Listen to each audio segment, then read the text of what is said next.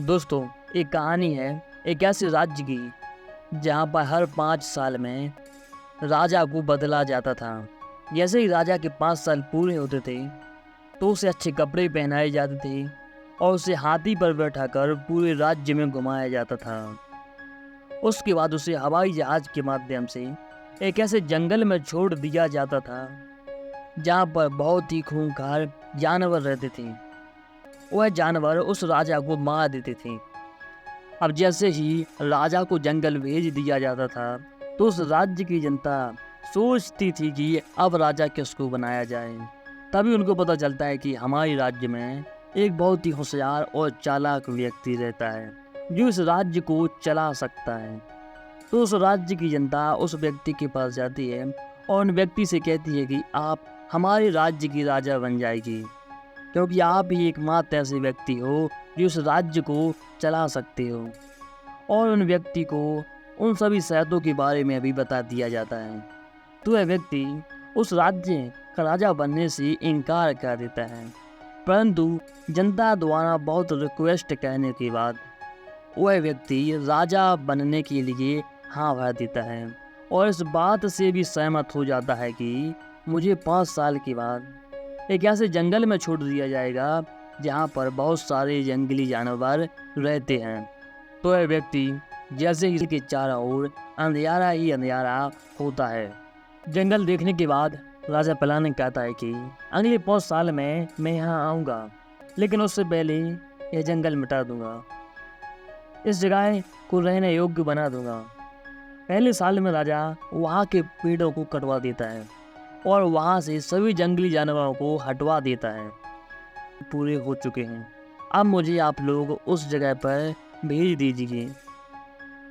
तब राजा को बहुत सुंदर कपड़े पहनाए जाते हैं और हाथी पर बैठाकर पूरे राज्य में घुमाया जाता है।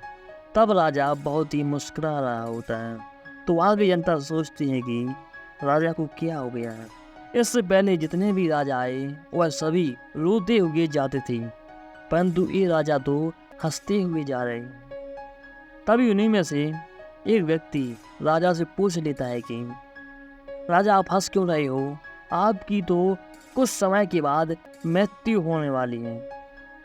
तब राजा बोलता है कि इससे पहले जितने भी व्यक्ति राजा बने उन्होंने 5 साल राज करने में ही निकाल दिए, महंगे से महंगे कपड़े पहने और वह मजे करने में ही भूल गए।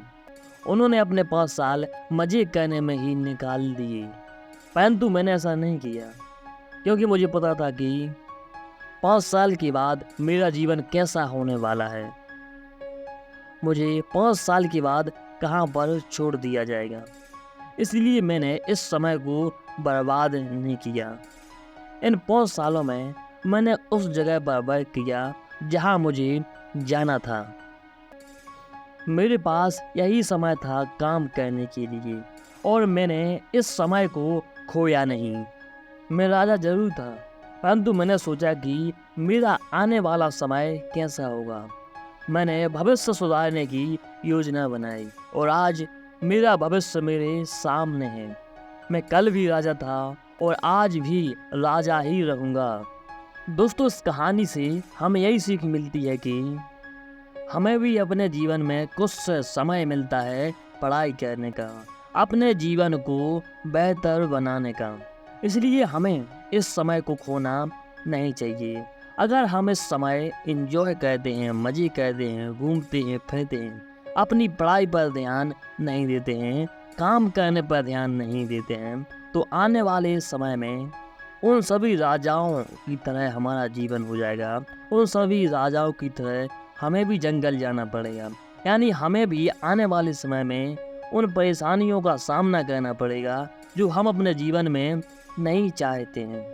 इसलिए कहा गया है कि हमें अपने कल को बेहतर बनाने के लिए हमें आज मेहनत करनी ही होगी।